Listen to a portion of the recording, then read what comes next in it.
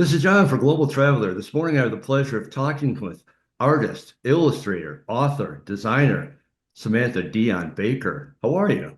Hi, good, thank you. How are you? I am great. I'm very excited to have you. I saw the book that you're coming out, that actually just came out, Draw Your Adventures. Dying to talk about that. But if you could start off with a little bit of your background and just kind of lead us into it. Sure, yeah. I went to a fine art and design school in New York City, Cooper Union, and went into a design career for about 20 years. And then I had kids and wanted to remember things. So I started drawing just to get back into drawing. And I've always kept a sketchbook and also kept a diary or a journal. So I kind of combined it so that I can remember things and also just get back into drawing when my kids were little. And that led to my first book, Draw Your Day. I can speak more about it, but I'm going to try and make this brief as possible, the intro. And then I realized I could write a book. People bought the book. It did well. It still sells well and does well in the that kind of world of like, creativity and art therapy and journal keeping. And so then I wrote a bigger book, Draw Your World, and that's also been great.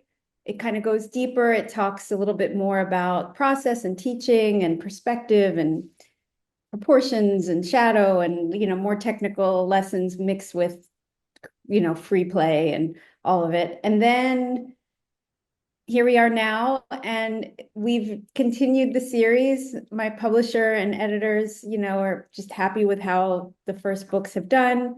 In there was also a kids version, Draw Your Day for Kids.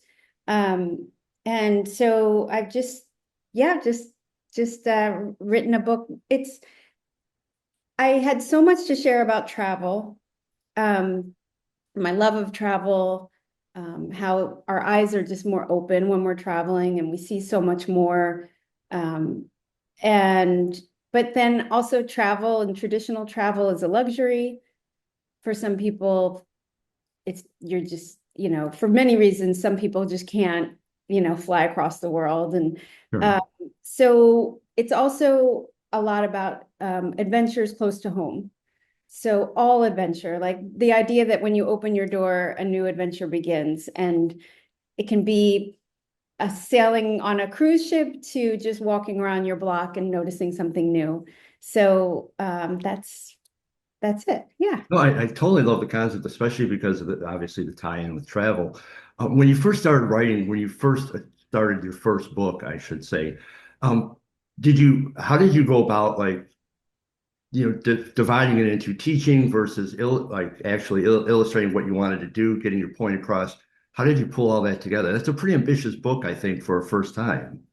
Yeah, I always knew that it would be a challenge, because first, my main goal in teaching, and I didn't even know that I was going to teach until I wrote my first book, and let alone teach drawing. I thought, maybe I'd be a design teacher or something. But I don't like the idea of sort of showing people how to do it. This is how you do it. There is no one way. There are so many ways. Whether it's just abstract line and just making color swatches of the colors you see, on a spring day when the flowers are blooming, to, really intricate, detailed drawings. Anything goes because it's art making.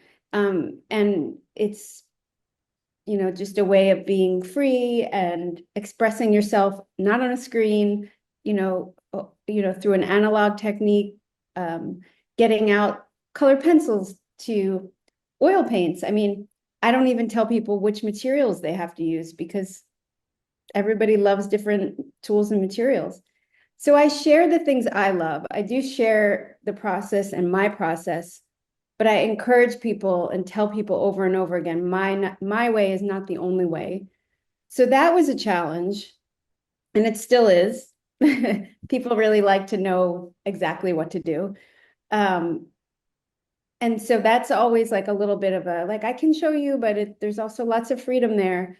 Um, So I mean, I think I answered your question, but that Yeah. was like one of my main hurdles was like, there's no right way to make art. There's no right way to capture your memories. There's no right way to keep a travel journal, or a Right. travel sketchbook. Um, what I really wanted was just to open people's eyes to see things a little bit more differently. You don't see the same, you never see something, whether it's a scene in front of you or even an object that you hold in your hand, you never see it the same way as when you draw it. Um, so however you draw it. So So, yeah, I hope that helped. I hope that answered your question. I'm not no, sure. absolutely. That also leads me to my next question. You may have kind of answered it already. I don't know how to draw. I'm a horrible artist. What do you say? How do you get past that? Well, I hear it all the time. A lot of people made that decision when they were kids. They decided that they didn't draw as good as the kid next to them, and that was it. They just defined themselves as this is something I don't do. I'm not good at it. And it's just a shame because it's not true. When I'm teaching, I show people examples of like really wonky, crazy drawings that are not even that are like stick figures all the way to like a really detailed like Michelangelo or Caravaggio gorgeous something that we can all aspire to, but we'll never get there. And so all of it in between, it's only about confidence. You go to an art museum and you see something like a white painting by, oh, I can't remember the artist's name right now, but we would have a joke about it with my son. And it was like, well, he decided to hang a white painting and call it art. So Makes it's sense. just having confidence in what you do. It doesn't have to be good. A lot of times the good stuff is a little boring. So I say, always tell people everybody can draw, even if you draw like your 5-year-old self. As long as you enjoy it, as long as you have fun, everyone can draw. So I'm going on vacation. I'm going to whatever. Actually, I'll be going to New York next week. So Oh, what do you suggest I draw? Or do I just draw whatever I feel like drawing from New York? Do you have any suggestions on better things to draw than other things? well, we're all attracted to different things, and anything like that you experience might tell a story to your future self, or to like have like a memory of something that like that you that speaks to you and your experience. So I can't really say. Maybe you had the best ice cream you've ever had walking, and with the Brooklyn Bridge in front of you. There's good ice cream in Dumbo, Brooklyn. And so, but I'm like, the bridge is complicated. It's hard to draw.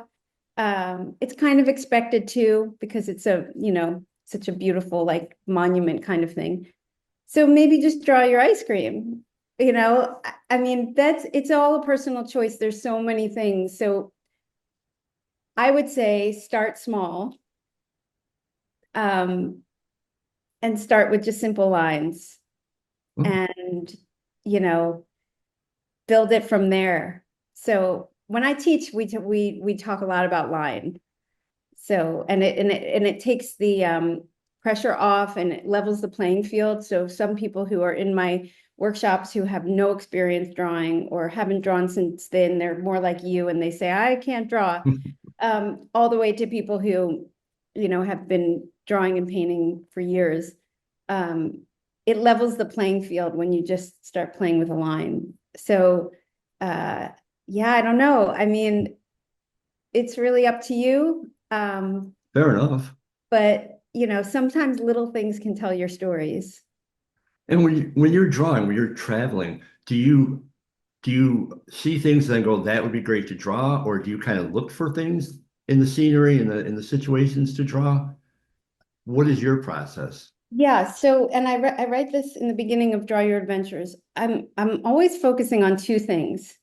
One, what might tell my story, like what will bring me back to a moment, and what do I want to draw? Because I don't want to draw certain things that might actually be more of like a way to illustrate something that happened. Um, Sometimes I just don't want to. So you have to have the joy. You have to have a little bit of challenge always, because then you don't grow if you don't challenge yourself a little bit. But most of it should just be fun. So, let's say you, whenever you travel, you collect, a lot of people will collect a souvenir. Mhm. So you can have a regular practice similar to that, whereas everywhere you go, you draw the street sign of the street you stayed on, Oh, something interesting. simple like that. And every time you travel, um, you keep like a little record of the food that you ate and like draw the logos of the restaurants or some, it can be little things. Like drawing can be just little things. And if you have a regular practice, then that deciding, you eliminate that whole factor of like what do I draw, because you have these go-to things that you always. Does that make sense? Yeah, absolutely. No, I like that concept of like having at least in the beginning for me, it would make sense like to have the pattern like, okay, I'm going to draw the street signs or whatever until I get more comfortable with it. I kind of like that concept. When Yeah. you're drawing Yeah. these things, do you draw them while you're there, or is it like when you're back on the plane flying home? When do you actually do the drawing? That's a great question, and one that I've been answering endlessly since I started talking about my practice. Um, so I'm always encouraging all three things of all three, drawing from life, memory, and reference. Um, it's when we're in the moment, especially when we're traveling and we're just constantly we're with a group of people and you're on the go and you can't stop. Um, it's nice to just have some reference photos that you can come back to and decide, how you might want to draw certain things later. If you can take a little time, and this is what I try and do most as often as possible, is to just bring a pencil. So I don't like to walk around and travel with a whole bunch of stuff. I keep my pack very minimal so that it's light. I'm carrying all sorts of other things. I don't want to have the pressure of like, oh, all this Right. stuff with me. So I usually just bring my sketchbook, a pencil, eraser, and a pen. Um, the pencil and eraser, some people don't want because the pencil can get in your head because you can erase, and there's all Mm, sorts of things about a pencil with certain people who practice, drawing on the go. Um, but I have a good relationship with a pencil and really don't use an eraser very much. I have it because I organize my pages. So I find it a useful tool. But so I just bring those three things. And so I encourage people to just sketch as much as you can, even if it's just 5 minutes from life. And then also, a lot of people have the most enjoyment and freedom from just drawing things from their memory. Like if you had an ice cream cone, we can pretty much imagine what a cute little ice cream cone would look sure. like. Um, so yeah, I always say, whatever it takes to get you to a place where you're happy with your artwork, it brings you joy, and you're proud of it. So it doesn't matter if you draw from life, memory, or reference, or a combination of all three, which is what I do. So I hope that answers the No, question. absolutely. Yeah. What do you hope the reader or drawer, artist, I should say, what do you hope that person gets from your book? Well, the latest book, I really just hope that people are inspired to see things and to think about their experiences differently, with more of like a keen eye, and just because it's filled with prompts. It's filled with ideas and prompts. There's even scavenger hunts. Um, so it's a playful book. It's really a way of seeing, just a new way of seeing, and I'm hoping that it's inspirational, and where it leads people, I'm excited to see. Um, it is similar to my other books, not a step-by-step guide. It's more of an inspiring guide. So how do you feel about the fact that you, in your way, through this book, you're actually affecting, impacting travel? I mean, I mean, it makes me so happy. If I'm inspiring travel, great. And if I'm inspiring creativity, great. And if I'm inspiring both, that's like, I mean, that's the goal. So, um, yeah, and holding on to our travel memories, also the bad.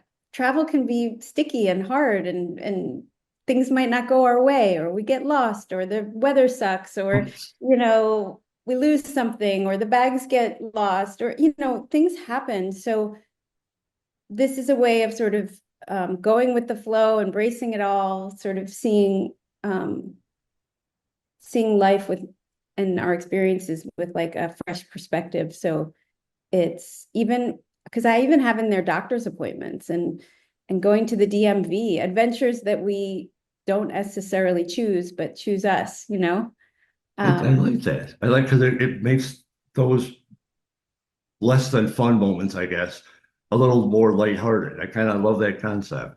yeah, like, let's say you lose your luggage or it gets stuck at another airport. I don't know. Draw the things from memory that you're missing, or I mean, there's just a way of bringing creativity to these our best travel moments and even the ones that are not so ideal. I love the concept. Yeah. What's next for you now? I know you got four books in the Draw Your series. Yes. Are there any more forthcoming that you kind of envision? I would hope, I because I like just the signed, concept. yeah, I'm working on a deadline for a new project. It's a little different. It's more of I'm not writing, I'm just drawing. Okay. I'm not sort of revealing fully what it is yet, but it's more of an interactive book. I'm basically starting the process and I'm inviting people to finish. So if you can imagine from Oh, it's really fun. Yeah, it's nice. It's a nice change. And actually my publisher and editor came to me with the idea. So I was thrilled and I'm excited about that. That comes out as long as I stay on schedule. all It comes out in 2026. right. Well, then you'll have to After jump part. back on and we can get an update from you back then, or at that point, I should say, not back then. Yeah. So, any upcoming travels in your near future? Oh, yeah, that's a good question. Well, my son wants to go to college or university in Europe. So there's a few schools we still have to visit. But we haven't fully planned the trip yet. But I'm hoping to get that figured out for the end of August before he goes into his senior year of high school. Stressful. And exciting, yeah, sure. Yes, we are planning a family trip to Japan. All of us are dying to go to Japan. So I'm hoping that that also gets planned for Christmas time. Okay. And then I do teach retreats. I have a retreat that I teach every year in Sicily, in the middle Wow. of Sicily on a vineyard at a cooking school called Anatascalanza. Um, and I'm going for my fourth year and in October. And then I have another one that I'll be sharing soon so people can sign up for the same time in 2026. Awesome. So there And we for go. So in 2020. 20, when your next book comes out, we'll discuss all your trips. We'll discuss that book. Yeah. But before I let you go, though, tell everybody where they could find you online, your website, whatever socials you want to put out there. Yeah, sure. My website is simple. It's just sdionbaker.com. I don't update my regular website too often. I think a lot of people have that issue these days, but I'm very active on Substack. So it's Draw Your World on Substack. And I write on there pretty regularly. I do lives and I have a subscription on there for people who want to engage and take Zoom lessons and I have meetups, I have special guests, and I write special prompts for paid subscribers. So Substack is my place right now. Cool. On Instagram, I'm S Dion Baker Design. The design is a holdover from my design days. And after Draw Your World came out, the hashtag got so big and certain things happened during that time that I got verified very early. Nice. Once you're verified on Instagram, you can't change your handle. So SD on Baker Design is there to stay. Hey, And there's a good reason for it, though. That's awesome. yeah, it's a good reason. And I'm still a designer. So Sure. it works. It's just a little bit strange that design is in the handle. But It yeah, makes it so I, unique. what's that? It makes it unique. Yeah, yeah, yeah. So Instagram is probably my biggest social media and then Substack and my website. So yeah, and Sounds I'm good. easy Well, to I find. have checked your website out, and whether you update it frequently or not, I think there's a lot of great information on there. I learned a Oh lot about yeah, you, so I think it's really cool. I love the concept of this book. I love that it's drawing. Actually, for anybody of any age could follow it. I am going to get the book as soon as it comes out. As soon as great. I can Yeah, get to it, it I is. pre-ordered it already. There's a copy, Yeah, so I encourage everyone to check it out. Check out your website. Check out your other books too. I can't say enough. I love your concept of drawing, the things you experience. It's such a unique, different from just taking, a million selfies or whatever. So, and I yeah. appreciate what you're doing for travel. Thank you. Yeah, me too. I'm excited to be, featured on more travel websites and blogs and things because I do love travel and it is where I find I'm sort of the most keen to see and notice and I just love drawing my travels. So yeah. Well, it led me to you, and again, led me to your four books and the future and this interview and everything else. So it's all good stuff. Thank you, Samantha, John. I really appreciate your time, and again, I encourage everyone to check out your book. And really, let's make it a date next year. Once it's all settled in, we'll get an update from you. I would love that. That would be Awesome. You have a John. great Thank day. you. Thank you so much. Take care. Bye.